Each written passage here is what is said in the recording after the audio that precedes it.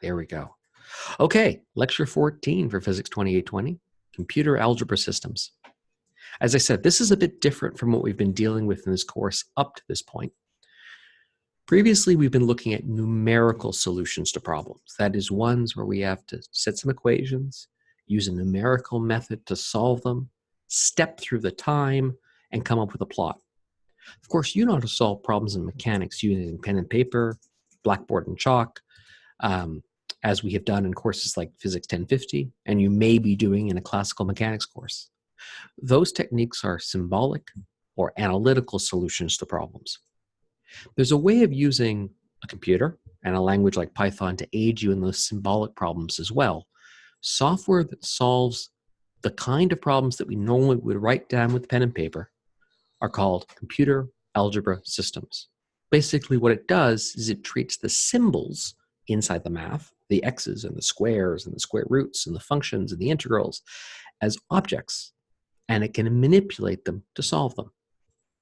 In the Python landscape, a package that supports symbolic manipulation of mathematical expressions is called SymPy. So if NumPy is for numerical Python, SymPy is for symbolic Python. SymPy is an all-Python library for doing symbolic mathematics.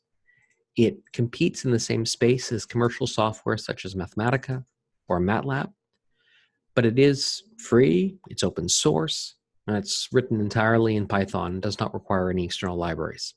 But some of the things we're going to talk about in this lecture are transferable to other languages like Mathematica or Maple. In terms of introducing this, there's a lot of documentation out there. I'm going to draw your attention first of all to this help menu. And you can see under SymPy reference, there's a link that would jump to the full documentation of SymPy. Obviously, you're not going to sit down and read the documentation start to finish, but do remember that it's there. I'm going to follow through on this tutorial, specifically a version of this tutorial that has been expanded upon by one of the main authors of this package and presented at a previous SciPy conference back in 2016. So let's just go through some of the features of SymPy and try and orient ourselves with it. So we're going to start with setting up SymPy and making sure we can print things nicely. We'll talk about some mathematical operators, what SymPy means by symbols, and talk about some derivatives and expressions. Okay, SymPy. As a library, it's got the symbols SYMPPY, and for the purposes of this tutorial, I'm just going to import all of the symbols from SymPy, all in one go. Now, if you're doing a more complex program, you may want to do something like import SymPy as SP, the same way we typically import NumPy all the way along. But the advantage here of doing an interactive is I don't need to say SP at the beginning all the time. But what SymPy does is it provides its own version of a lot of functions. So if you find yourself writing code that mixes SymPy and NumPy, this might be more useful. Using the built-in Jupyter environment in Jupyter Lab here, you automatically get some nice pretty printing. But sometimes, depending on your environment, if you're not doing this in Jupyter Lab, you'll have to do something that looks like this, init printing, to make the output, the mathematical stuff, look correct. But by default, that's not needed. So I'll leave that in here as an example and comment may not be needed in Jupyter Lab. Numerical packages like NumPy, what they do is they come up with the best floating point approximation for a mathematical expression. So if I say numpy.square root, remember to import the NumPy library, I get an expression like 1.41211356 up to the precision that I can store a floating point number. Of course, the square root of 2 is not exactly this. This is just an approximation. If we use the square root of 2 from the SymPy number, then we can deal with an expression that's exact. The square root of 2 is the square root of 2. Cosine of 0, if you think about what the cosine of 0 would be, so all the way through, that's exactly equal to 1. This is an exact expression as opposed to something which is numerical. And to make this clear cut, what I'm going to invite you to do is take a look at what arc cos, or the inverse cos, of minus 1 is. So what I want you to do, and do this interactively with me, is take a look at what the inverse cos of minus 1 is. That is, what function, what value of x would I have to apply cos to get back minus 1? And of course, what you should see is you get back pi. So this is neat because what SymPy is doing is it's evaluating it symbolically or exactly. In contrast, a numerical library like NumPy's arccos and acos are the same thing on minus 1, you get back the floating point representation of pi, which is a little bit different from pi all the way through. Now, when you're dealing with SymPy, the base thing we deal with is not arrays like for NumPy or data frames like for pandas. It's symbols.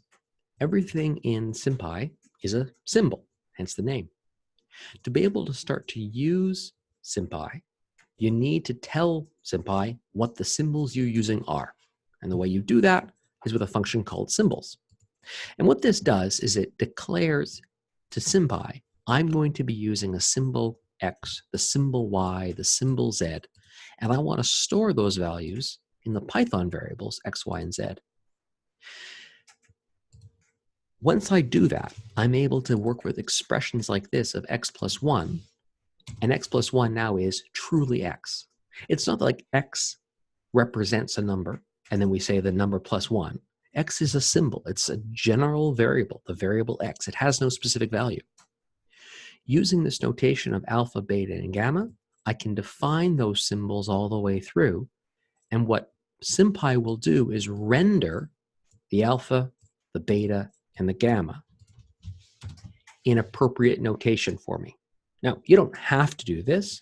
If you would prefer to hard code in the letter alpha, that would work as well. You can use any combination you want. You can use the backslash all the way in through. It will still work. SymPy, no, it does not still work. Oh, I should be careful. Either use this one or you can render the unicorn symbol to introduce that symbol all the way through. Once we've introduced these variables like alpha, beta, and gamma, I can construct expressions with these things. And you construct expressions the same way you would any Python thing. The point being, sine of x squared plus cosine of x squared, it's not a numerical result where x is some number and we're evaluating this expression. The expression is sine x squared plus cos x squared for any value of x. Okay, let's try one. Let's try and teach SymPy two variables, namely a mu and a sigma. What I want to do is I want to assign the symbols mu and sigma to the Python variables mu and sigma. So what you do is you take mu comma sigma, and then inside the brackets, you say what SymPy is supposed to represent. Simply mu comma sigma. Now what I can do is I can use mu and sigma to come up with new expressions. So here's one. What I want you to do is create a SymPy expression that's the bell curve, the Gaussian function. So how would you go about writing this expression using exp, which is the exponential operator as part of SymPy?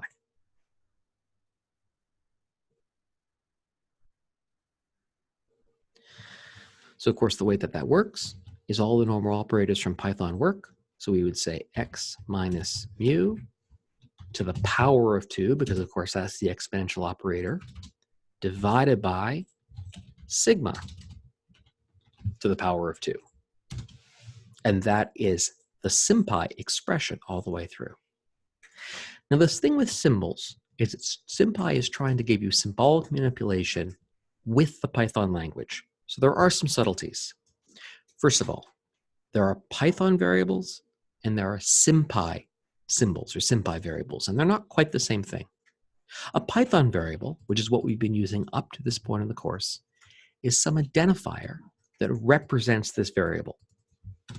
So A represents stuff. A is stuff. Here, x is a Python variable that represents the SymPy variable x. Sort of straightforward all the way through. But what this means is you can, though you shouldn't, have this as being the SymPy symbol and have a completely different Python variable that points to it. So if you really wanted to have the Python variable crazy and the SymPy symbol unrelated, you could, but just don't do that because that's confusing. There's a question in the chat that says, why was the order of mu and sigma reversed? Mu and sigma reversed. Mu, sigma, mu, sigma, mu, sigma. Oh, right here. Why did this becomes this? Well, because it's a mathematical expression. And minus mu plus x is exactly the same as x minus u. The order in which we write these two things, this expression and this expression, are fundamentally identical. These two things are the same. What SymPy is doing is storing it as a mathematical representation. When it stores that representation, then it goes to display that. The order of these two things that are being summed together, that's not important, as it's not important in any sum. So it's just how internally this expression is being stored. It's not being stored as a string. It's being stored as a SymPy expression. And there's no order to a sum of a bunch of things. Good question, though. Thank you. Okay, so once we have symbols, what we can do is do some manipulations on them. We've already introduced x as a symbol. So once I have x, I can do derivatives on it. I can say the derivative of x squared with respect to x, of course, is 2 times x. The derivative of sine of x with respect to x is cosine of x. The derivative of x squared plus x times y plus y squared, take the derivative with respect to x, is 2x plus y. You can either use this method notation, which takes an expression and then dot diff with respect to something, or, and this is also a SymPy functionality, you can take the derivative of a SymPy expression with respect to it. So one's a method, one's a function. Use whatever one you're more comfortable with. You'll get the same thing out. Of course, this is the derivative with respect to x. This is the derivative with respect to y. Okay, up above here, we came up with an expression for the standard bell curve. Right, so there's that code. Let's give that a name. Let's give this expression the name bell. So this whole expression now has the label bell. Bell is equal to this expression. How would I go about differentiating this thing with respect to x?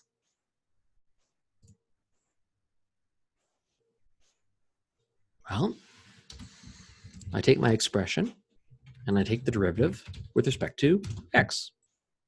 So that's the derivative of the standard bell shape all the way through.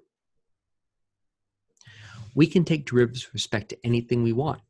So I want you to try and figure out, how would I take the derivative of the bell, e to the minus x minus mu squared divided by sigma squared, with respect to sigma?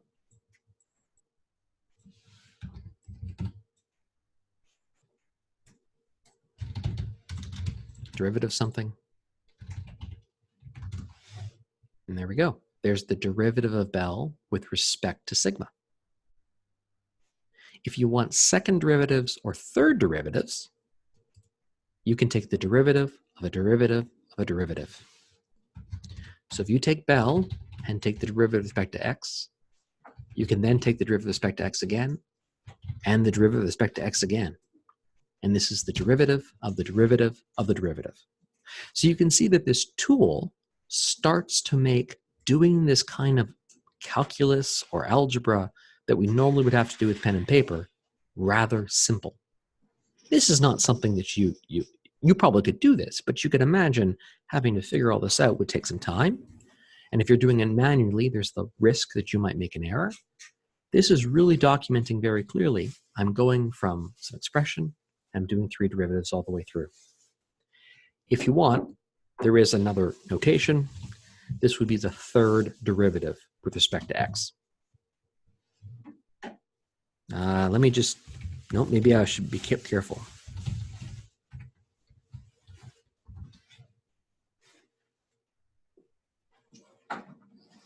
Oh, that's neat. This hasn't been simplified, but if you simplify that all out, let's leave it at that. Let's not confuse the issue. Let's just go the derivative, the derivative, derivative. These expressions can be manipulated. So we dealt with earlier the expression sine squared x plus cosine x. You're probably familiar with a trigonometric identity that says sine squared x and cosine plus cos squared x for any value of x has a nice representation. SymPy knows how to simplify expressions. So what it can do is it can take sine squared plus cos squared, and if you call simplify on it, which is a function within SymPy, it'll simplify that down. It knows about various identities all the way through. Okay, here's what I was discovering by accident a moment ago. Let's look at the third derivative of a bell curve. Let's see if we can simplify down this expression, because you see there's the same part that repeats all the way through. Let's try and simplify this expression. So what you would do is write simplify of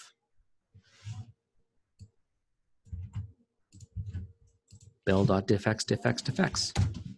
What you get back is that expression right there. So that's the third derivative, and you can see what it's done is it's grouped all of those expressions together, and it's grouped the common factor of x to the minus 6th underneath, so it gets it as one expression. So simplify is a nice way of taking something complicated and letting SymPy do its best to try and clean it up. You remember when you're taking a math course and they say, please simplify your answer? This is SymPy doing simplification for you. There's another command within SymPy called simplify, which can take generic Python code and come up with the SymPy expression that represents it. So even before we define the letter R or theta, we can pass it some string, and it will come up with the SymPy expression for what that is. These expressions might be something you've copied and pasted from a third-party source, something from Wikipedia, something from the web, something from an assignment. If you just pass the whole thing inside of a string, SymPy, using the simplify command, will turn this into an expression. I can turn that into an expression. And then, of course, when I have that expression, I can do things with it. I can take the expression, I could multiply the expression times 2, and I could take the derivative of the expression with respect to theta. That probably won't work, because it doesn't know what theta is. Theta equals symbols theta. There we go. So we could take an expression and start working with it using simplify. Okay, so what we've covered so far is the way to use simplify is to first declare the symbols you're using. Once you've done them, you can build expressions out of them and then manipulate those expressions by doing things like multiplying expressions together or taking derivatives. If we can take derivatives, we probably can also take integrals. So here is a few symbols I'm going to use in this example. I'm going to declare the symbol n, not just by being any old variable, but I'm going to tell SymPy it's an integer. It's 1, 2, 3, 4, 0, minus 1, minus 2, minus 3. Not a specific integer, but one of the integers. X, Y, and Z are just generic variables. I can integrate an expression like x squared by using the integrate function. It's similar to the diff function. I'm integrating an expression with respect to x. So, indeed, the integral of x squared is x cubed over 3. I can look at not only indefinite integrals, but I can look at definite integrals. The way you do that is integrate the same expression, but now what goes here in the second spot is the variable, lower limit, and the upper limit. So if you wanted to integrate x squared from 0 to 3, SymPy can do that calculation all the way through. The value here of symbolic mathematics is it can handle this with symbols. So if I wanted to evaluate the general integral, the integral from y to z, from x to the power of n, you know on a pen and paper there's a rule for how you integrate x to the n. So in your mind's eye, you may go, okay, how am I going to integrate x to the power of n? Well, I got to raise it to a factor, raise n to add 1 to n and then put in the reciprocal. It knows how to do this, but it's smart. It goes, well, actually, strictly speaking, if n is anything but -1, this is true. But if n is equal to -1, it's actually the logarithm. So SymPy will remember all of those subtle cases. Remember x to the -1, 1 over x, the integral of 1 over x is equal to log. As I said, you can provide some conditions on n. So if when we defined n, we said not only was it an integer, but I told it that n is also necessarily a positive number, then when I go to this integral, if SymPy knows that n is a positive number, it will integrate that because it's given the condition that n is necessarily a positive number. Okay, let's do some integrals. Here are 4 integrals. You try and evaluate those integrals and just make sure this makes sense.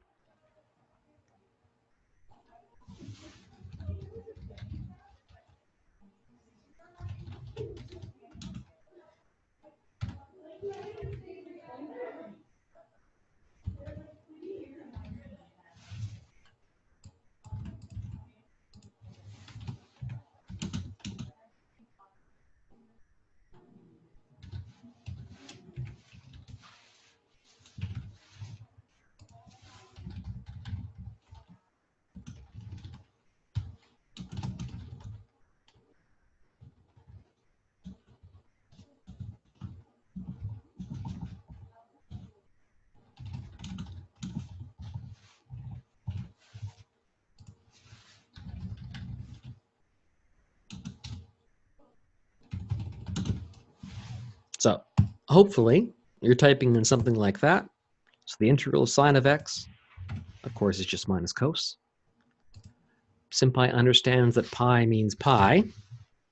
So the integral of sine of x from 0 to 2 evaluates to 2. You can do polynomials, but you do have to write the polynomial out with its time symbols and stars all the way through.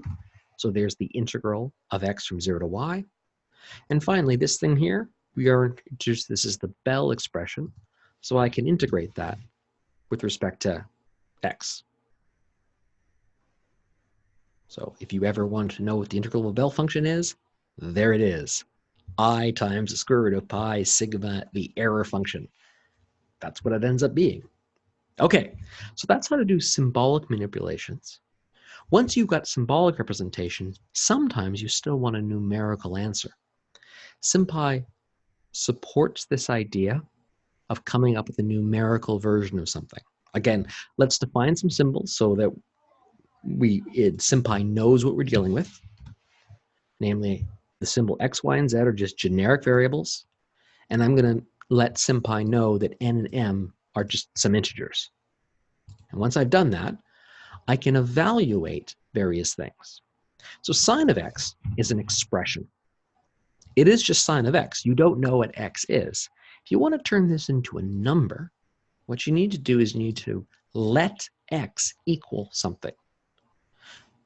When we do mathematics courses or proofs or derivations, we sometimes say let x equal 0 or substitute in x equals 0. That concept is conveyed here, where we say the expression sine of x, and then given that, substitute in the symbol x for the value 0. That's the substitution. So evaluate that inside there. Sine of 0, of course, is 0. If I evaluate arc cos of x, where x is let to be equal to -1, I get pi. But maybe what you want is a numerical representation of pi. You can do that by using the eval f function. What the eval_f function does is it evaluates a given formula to a certain accuracy. Now, by default, it'll give you 15 precision points of precision. Same thing as you get with a double. But because SymPy knows the answer exactly, it can evaluate this to as many significant figures as you like.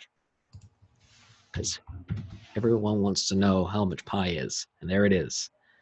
So SymPy is able to do arbitrary precision mathematics, right? I don't know why you'd want to know pi to 1,000 digits, but there you go. So you can take an actual expression and evaluate to any level of precision you'd like, which is very different than what we were able to do with the numerical library like SymPy. Okay, in the previous section, we talked about integrating, and we talked about integrating something like xn from y to z. Okay, so there's the most general expression we could come up with. This is the general integral of any power for integer n, including the case where n is not equal to -1 and n is equal to -1. If you want to put in specific numbers into this expression, and the whole thing here is an expression, what we can do is substitute numbers in. If you want to substitute more than one number in, you pass in a dictionary. So what that would look like is I take result and I substitute in a dictionary.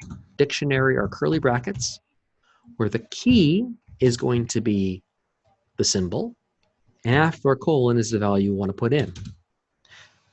Before the colon is the key, after the value is what you're substituting it in there for. Before the colon is the key, and afterwards a 3.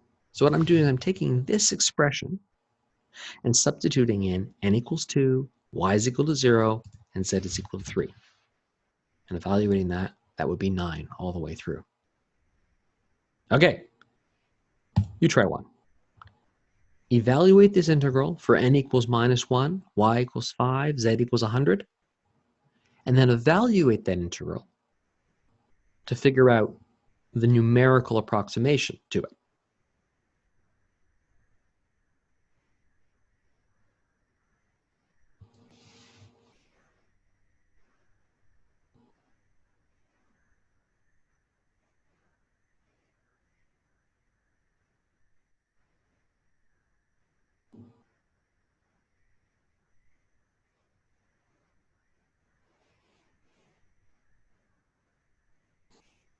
So we take our result, we substitute in a dictionary of values. In this case, n is assigned the value of -1, y is assigned the value of 5, and z is assigned the value of 100. That's what it is exactly. But if you want to evaluate that to a numerical approximation, I can take that result, do the substitutions, and then do the evaluation. And that's what it is. This way of evaluating it works, but if you actually measure how many milliseconds it takes to do this, you'll find that it's relatively slow, in the sense that if I want to do this not just for one value, but do it for many, many values, like an array of values, looping through and doing subs and eval_f and subs and eval_f will turn out to be somewhat slow, as in you're going to have to wait for many, many evaluations. This thing, remember I can leave the expression as a variable, itself is just an expression, right? These expressions can be evaluated with NumPy functions. If you want to approximate a SymPy expression, you can approximate that with a bunch of NumPy functions. A little bit of jargon here going on. If you want to evaluate an expression for lots of different points, for many different values of z and y, then what we can do is rewrite this expression using the NumPy library. It can also be written as C code or Fortran code using more sophisticated code generation tools, but we'll focus on the NumPy stuff for the purpose of this lecture. You can go in the documentation, look at more advanced techniques, but the way we're going to look at it is something called Lambda Phi. Now, Lambda Phi is sort of a weird word, but we've already discussed Lambda Phi before. We've talked about lambda functions. My function. This is the name of a function. And one way of defining a function is to take an argument, do something with that argument. So if I want to call it, I'd say my func of 2. And of course, what this function does is it multiplies by 2. The idea of a lambda is to do what's called an anonymous function. Instead of this, we write my func is equal to a lambda operator that takes x and returns back 2 times x. Sort of a short form for defining a function. So the SymPy function lambda phi is doing that same idea. It's coming up with a function, you can call it anything you want, that takes in the variables that are in the expression and evaluates the SymPy function expression at those points. To do this, we use lambda phi. Lambda phi will take any input set of SymPy variables, any output, that is a SymPy expression, and give you back a function you can evaluate.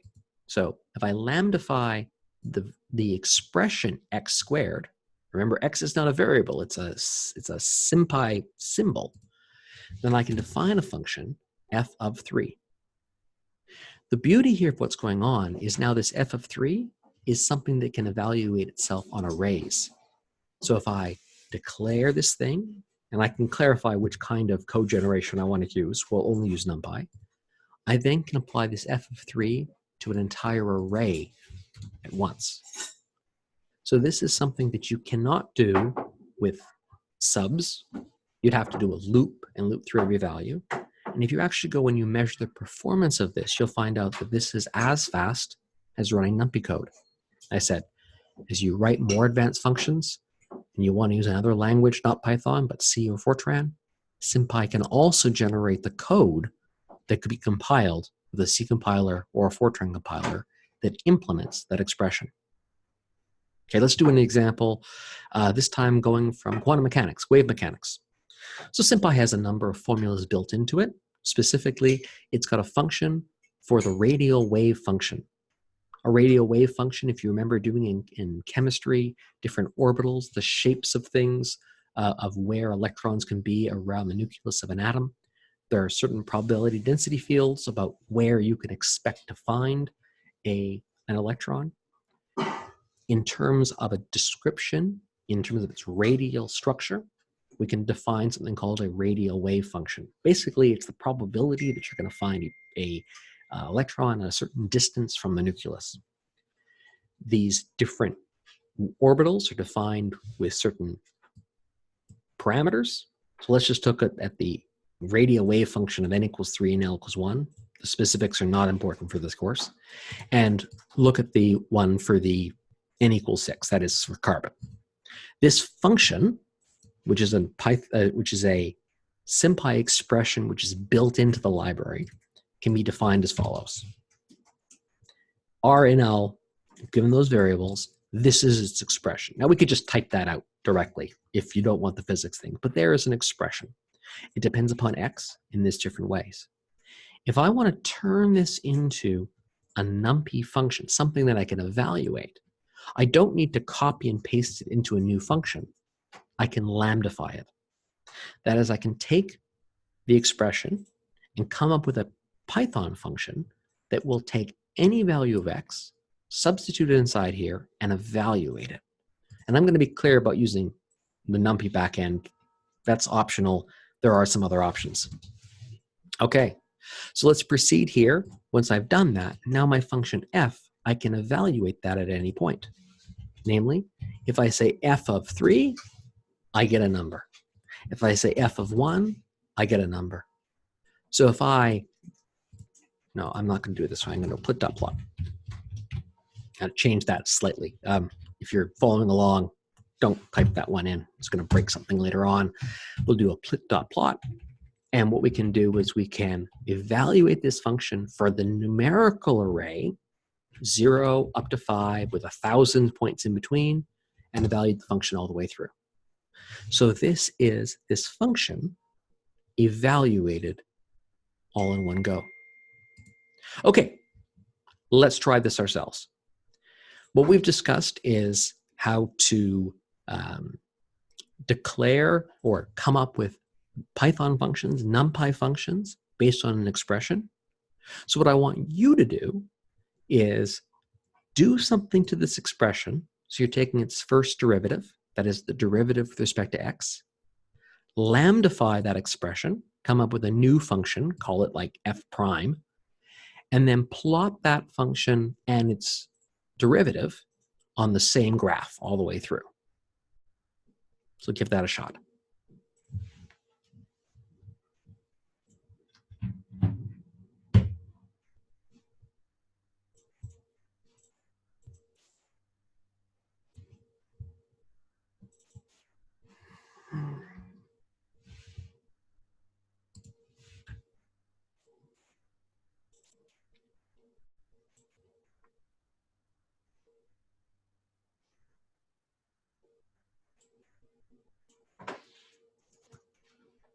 Okay. To compute the derivative of an expression with respect to x, we have to start with the expression, and then I can differentiate with respect to any symbol. I want to differentiate with respect to x. That's the derivative. Now that expression is something that I can turn into a function. So what I can do is I can say, okay, f prime is going to be a function. I use lambdify to map the variable x to the expression diff of x. If you look at the documentation for lambdify, you're going to find that there's a number of different modules that it knows how to use. By default, it will choose NumPy, though it does understand other numerical libraries that are out there. So that's now defined that function. So if I want to plot this expression along with its derivative, what I would probably do is just take this block of code, but also plot the numerical x's against its derivative. And there we go. Blue line is the original function, orange is this. And maybe what we'd want to do is to clean this up a little bit. We may want to put some labels. I'll put double quotes around those. And then say plit.legend. Right, so there's f and f prime. Yeah, that's sort of ugly, but fair enough. The point being, you can see that wherever this function hits a max or a min, that's when the derivative crosses equal to 0. So we can work with expressions and turn them into Python functions. Okay, so we've covered declaring symbols, coming up with expressions, manipulating them using integrals and derivatives. The other big functionality of these computer algebra systems is to solve systems of equations. In the SymPy world, the main building block to solve a system of equations is a function called solveSet. What solveSet does is it takes an expression or a set of expressions and it solves those for the following variables. So let's take symbols x, y, and z. I said I just want to make sure that SymPy knows about these symbols before we start using them. And I can take the expression x squared minus 4 and solve that for x. So when you use solveSet, what it's doing is it's solving for when this expression is equal to 0. If you understand the idea of a roots of a polynomial, it's looking for the roots. It's trying to figure out when x squared is equal to minus 4. And the answer, of course, is x could be minus 2 or plus 2. That is the set indicated by the curly brackets of all the possible answers to this equation. Solve set returns that set of answers. Now here's a subtlety of when they try to put Python, the SymPy into Python or do symbolic things, and the equal sign is a little bit tricky. We're already using the equal sign to assign variables, right? So we can't use the equal sign to also represent equality. The double equal sign represents whether or not two Python things are exactly the same. Let me show you some code. So x is a Python variable that represents the SymPy function x. A is an expression based on x. No problem. X plus 1 all squared. That's the expression. B is another SymPy expression, x squared plus 2x plus 1. Okay? So there it is. There's 1 and these 2. Now here's a question. From a Python point of view, is A the same as B? Does A equal B? Is this and this the same? So before you run it, just take a thought. Are these and this the same Python thing? The same, it's really the representation in memory. Are these really the same thing, identically the same? No.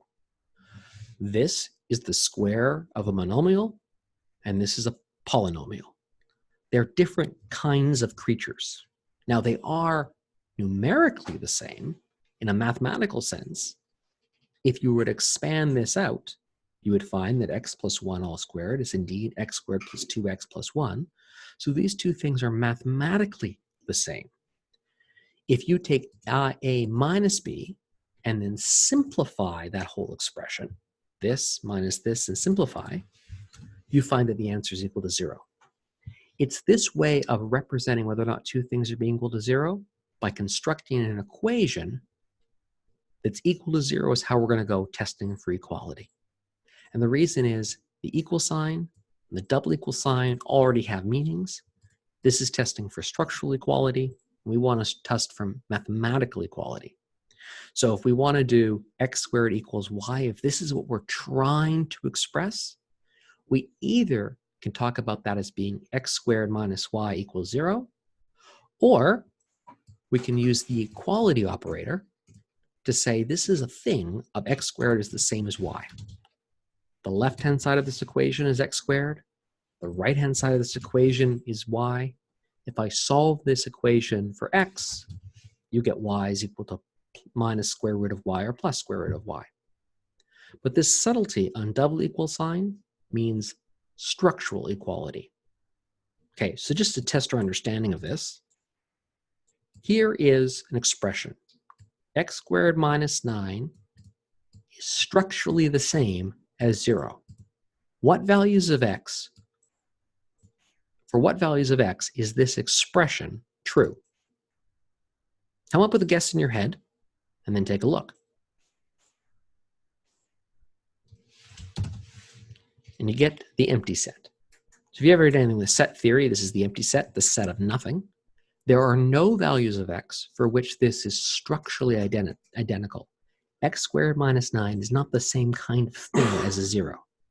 Now it is mathematically identical, but you haven't asked that. You've asked whether or not this thing is structurally the same as this. If you want to set it up as an equation, we either need to do this, left-hand side, right-hand side, that will work, or any expression just by itself is assumed to be equal to 0, and that will work.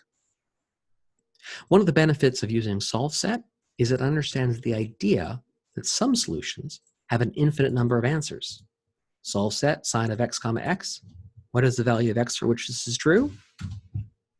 It's a whole sequence. It's the values 2n times pi, where n is any integer, union with the set of 2n pi plus pi, right? Because basically you're looking at pi and 3 pi and whatever it would be, 5 pi and 7 pi and all the way up. So it's giving you that expression. You can restrict the domain over which you're solving these things. So if we have an expression like exp is equal to 1, written as an expression, that would be exp minus 1 is equal to 0. Give me all of the values of x for which exp is equal to 1. So think about this for a second. We're solving the equation e to the power of x is equal to 1. What values of x is this true for?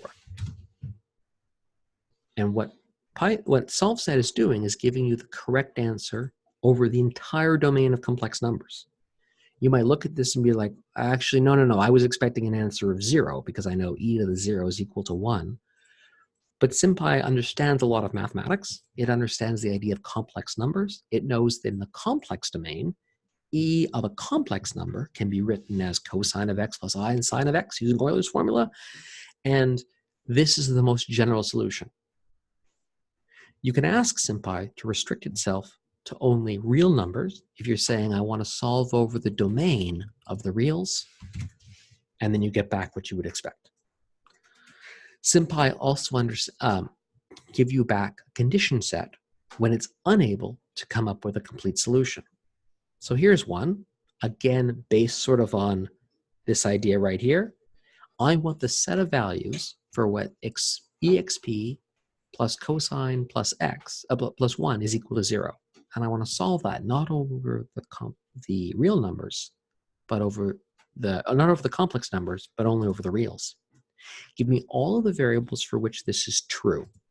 Now you can imagine this. This is just basically looking at the equation of when exp plus cosine of x is equal to minus 1. Because cosine of x oscillates, there are going to be some solutions. But there's no nice, easy way to write the answer down. And so SymPy does the best it can. It says, okay, x are all those x's where this is true. Because that's the cleanest way of giving the answer. It doesn't have nice symbolic or analytical solutions. It'll do the best you can, though. If you give it a more complicated expression, like x minus 1 times e to the x plus cosine of x plus 1, this expression is equal to 0 when either this thing's equal to 0 or this thing's equal to 0.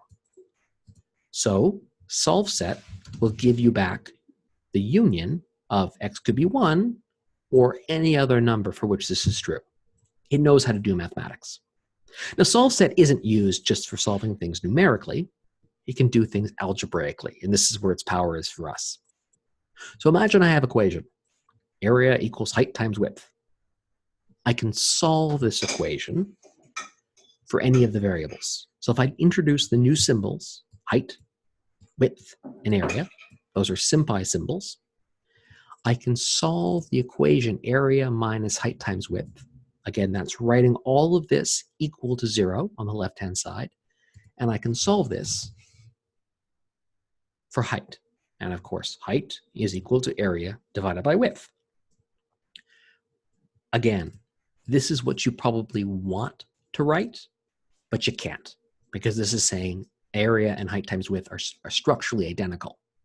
The equals equals gotcha bites us. So what we need to do is we need to talk about this equals to 0 or use the EQ operator. Okay, taking this idea, I want you to try and apply it. Here is a formula for volume as it depends upon radius.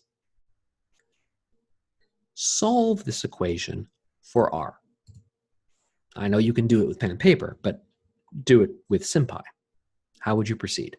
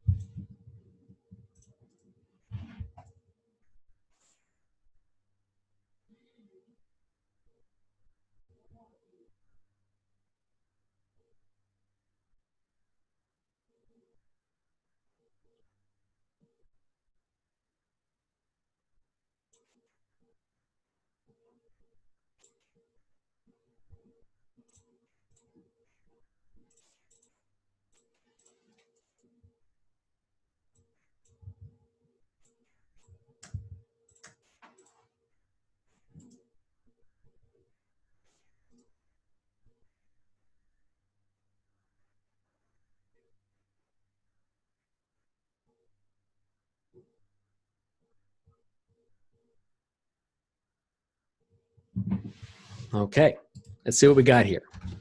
So if it was me, what I would do is I would declare the new symbols for V and for R, because we've got to teach SymPy about those two things. We need to have some expression or equation that represents this guy right here. So my equation might be V minus 4/3 times pi times R cubed. So this is the equation. Oh, that's tricky. 4/3. That's 4/3. This is a little aside. This is sort of neat. How are we going to solve this one? Well, 4/3 gives you a mathematical version. We don't want that. What we want is the SymPy representation of 4/3.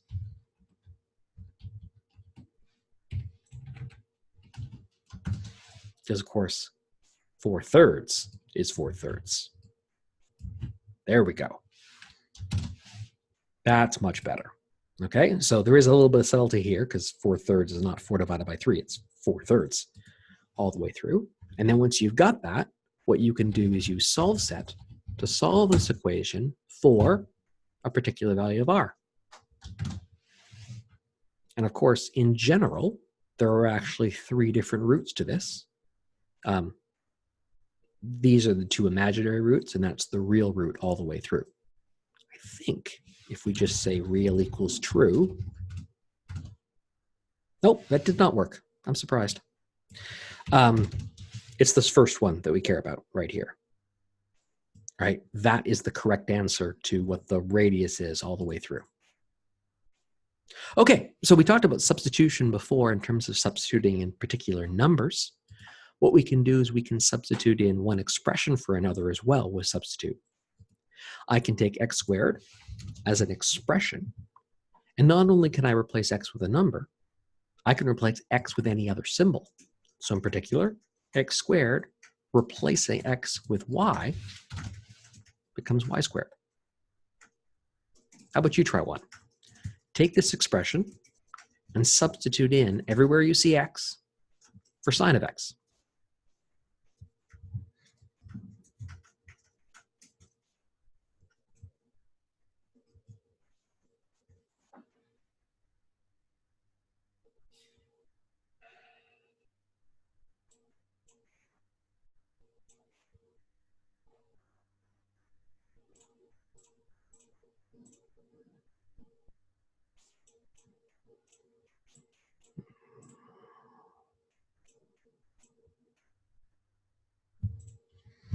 Okay, apologize for that. Doing 2 things at once. Okay, what do we got? We have an expression, x squared plus 2 times x plus 1. That's my expression, and I want to substitute in everywhere I see x. I want to replace that with sine of x. What we can do is we can use subs and solve set together to plug the solution of one equation into another. Right? This is a common step where I've got an equation. I solve one equation for the other. Solve set here will solve for all the possible solutions of area minus height times width equals 0. Because there is one solution, or it's a set of equations, it's taking the first solution. If you go back up to here, you'll see that there's a list of one solution. We're taking the first solution. It doesn't make much sense when there's only one, but here there's a number of them. So we're taking the first solution, calling that solution, taking a new expression like perimeter is equal to height times width. And then what I can do is I can substitute into this expression height for when it's equal to this expression solution. So the perimeter, if you know its area and its width, is given by this expression. Okay, here we go. Before we were talking about 4/3, I guess that's a better solution to this problem, but both ones are good to learn. 4 times pi divided by 3 is an expression. I can solve that and extract out the first solution all the way through. Maybe what I want to do is I want to use this radius to compute the volume, the surface area of a sphere all the way through. So what I can do is I can take this expression and substitute this in. So let's try and look at that. All right, so let's give this a name. I'm going to give you this is an expression. So what I can do is I can take this expression 4 times pi times r squared and substitute in, everywhere you see r, substitute in this solution. Here, we'll do it a nice way. Solution equals solution. And there we go. This is how the surface area of a sphere scales with respect to the volume. If you double the volume, you raise the surface area by the factor of 2/3. That's neat. And it makes sense from units, right? Volumes has units of length cubed. Surface area has length of area of length squared. So that makes sense that it has to have that kind of scaling for V all the way through. But this manipulation is being done by SymPy. Because SymPy understands expressions, it's actually got a built-in plotting library. As long as you haven't overwritten this with the matplotlib plotting library, this would work right here. But be careful, there are 2 plotting libraries. If somewhere along the line,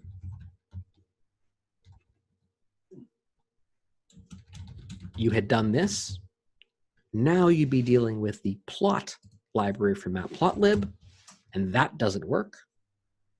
What we want is we want the one from SymPy, and that does work. And what this is doing is creating a function, lambdifying it, and then plotting it over the range of -10 to 10. Very quick, nice way of plotting expressions. Previously, we talked about this expression right here that looked at how the volume causes the surface area to change.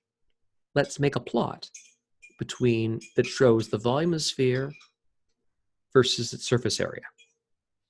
Well, how would you do that? Well, I would just take this expression, the whole thing,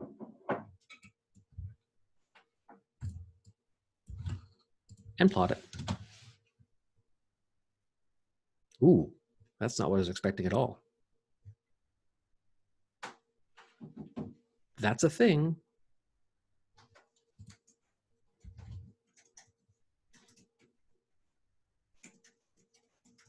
Maybe I have to tell it with respect to what? Ah, there you go. So this is that function with respect to v. And we could say v goes from 0 up to 100. There we go. There is that function. So this is the function of the surface area as a function of v all the way through. I should go all the way up to 1,000 to really see the curvature of this thing here. There you go. That makes more sense. So I'm plotting the surface area as a function of v, where v goes from 0 to 1,000. And there's that v to the power of 2/3. Okay, we've nearly finished our tutorial here of SymPy. Got 2 more topics to cover.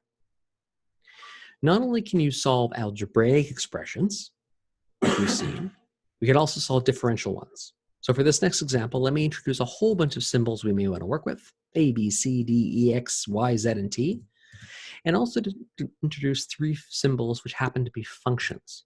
This is the word class. It's saying these 3 things are not just any old variable, but they're actual functions all the way through. I can use solve set to solve that. I can solve any expression for any variable.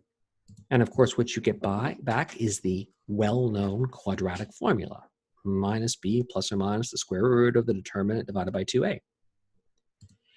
It's able to solve more generic equations. If you give it a cubic, you get back the well-known solution to a cubic, because everybody knows what a cubic is, and it can do quartics, but of course no one can do a quintic. Not only can we solve algebraic equations like this, which is sort of nice, SymPy also knows how to solve differential equations. And this makes it a very nice tool for tying in with the beginning of our course, where sometimes we wanted to solve a differential equation analytically, but we may not have had the mathematical tools to be able to do it. Let's go back to the very first example we did in this course, which was exponential growth model, or exponential decay. Here's a differential equation. F prime of t is equal to a constant times f of t. To solve this kind of thing, you don't use solve set. You use dsolve. Dsolve is solving a differential equation. The way you set it up is you write down this thing as an equation equal to 0, same thing as before. So you rewrite it as the derivative of t minus a times f of t equals to 0. And we have to be very clear about what the derivatives are, because you have all these symbols. This f could be a function of anything. It could be derivative with respect to anything. So we're saying f of t, derivative with respect to t, minus a times f of t, and then I'm trying to solve for the function f of t. So it knows that that function would be a constant times e to the at. Here's a different differential equation, one that the derivative depends upon the product of itself and 1 minus f of t. How would you write that out? F of t dot diff of t minus f of t, okay? This bit right here, where's the brackets? This is the left-hand side, this is the right-hand side. I'm solving this differential equation for f of t. SymPy can't do every derivative we know the solutions for, but it can definitely do all the ones that you would ever cover in an undergraduate math course on derivatives, all the standard textbook stuff. In the last lecture, when we were doing analysis we're doing curve fitting, what we did is we considered the equation of motion. Force, that is ma, is equal to a drag force and a force of gravity. And one of the things that I quoted in the lecture was the solution to this differential equation. Remember that a is the second derivative of y, v is the first derivative of y, and the solution to this thing is going to be y as a function of t. Now what we can do is, now that we understand a little bit more about SymPy, we can see how to come up with a solution for this.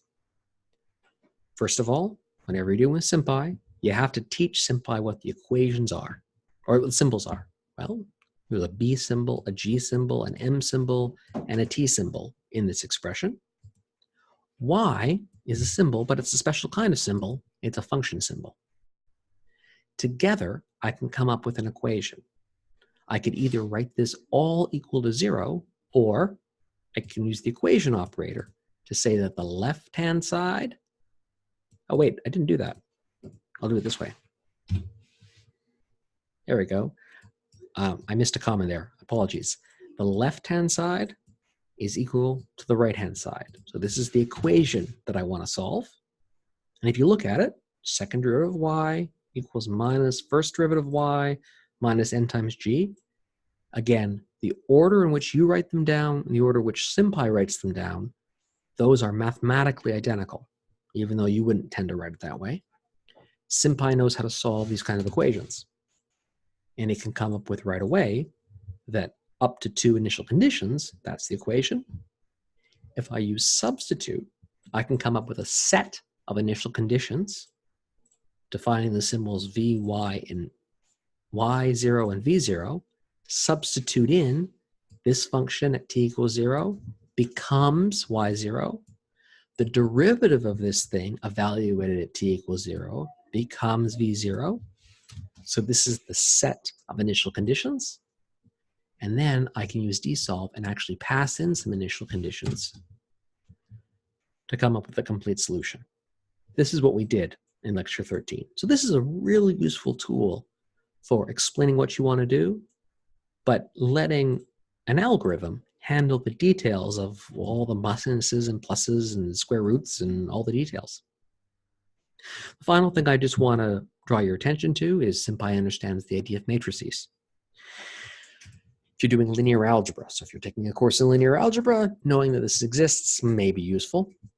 Let's define some symbols and some other symbols which are guaranteed to be positive. And let's define a rotation matrix. Now, matrix is a SymPy thing. And what you do is you pass in an ordered pair of things. So this is a matrix of expressions. SymPy understands how to do operations on these matrices.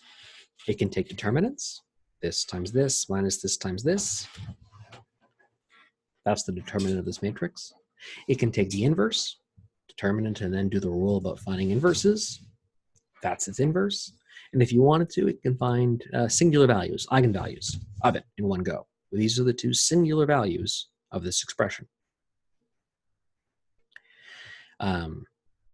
Okay, so you try one.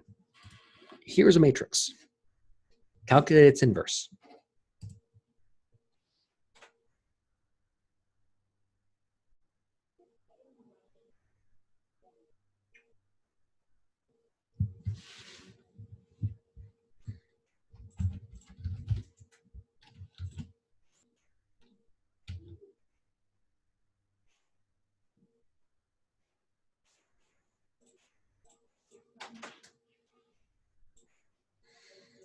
So hopefully what you're seeing is I'm going to have to use matrix of something. And it's lists inside lists. It's a list of the first row, comma, the second row. That's the matrix 1x, y, 1. And if I want to know what the inverse is of that, I say dot inverse. So this is really nice. You might be taking a linear algebra course and have to do inverse of a large matrix. There it is, all symbolically for you. SymPy understands how to take operations on matrices. If I have a rotation matrix, like this one, I can multiply that matrix by a scalar value, multiplying everything by 2. It understands how to take matrices multiplied by matrices, multiplying two matrices together. It's a matrix that's 2 rows and 1 column. We sometimes call that a vector, but it's a kind of matrix of shape, 2 rows and 1 column. And SymPy understands how to do matrix times matrix multiplication as long as their 2 sides are compatible. So I can multiply this guy times this guy to come up with this new vector. That is the rotation matrix of X under this transform. Okay, nearly done here. Let's go back to that matrix M, which we defined before. 1x, y1. As we figured out, that's its inverse. And what I want you to do is multiply the matrix M by its inverse and confirm you get back the identity matrix. You remember from linear algebra that a matrix times its inverse should equal the identity matrix, 1, 0, 0, 1.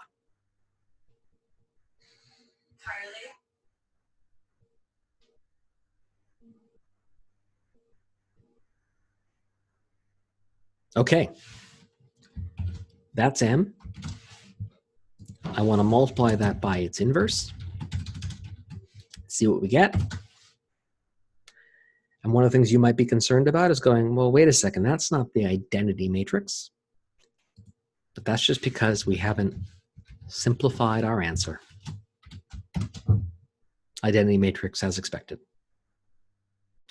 So I'll finish this lecture by just pointing out that there is a lot of functionality in SymPy. We've just touched the surface of it. If you need to figure out the eigenvectors and eigenvalues, I probably would direct you towards the documentation. And then you'd be looking through here trying to find something about matrices. And you'd go through and try and figure it out. Or maybe you want to use the search and say, I want to figure out the eigenvalues for a matrix. Well, there you go, right at the top, matrices. There's how to just declare matrices, how to multiply them, figure out their shapes. And somewhere along here, there will be eigenvalues. How do I come up with the eigenvalues? Oh, there you go. Eigenvalues all the way through. So if I want to figure out the eigenvalues, eigenvalues.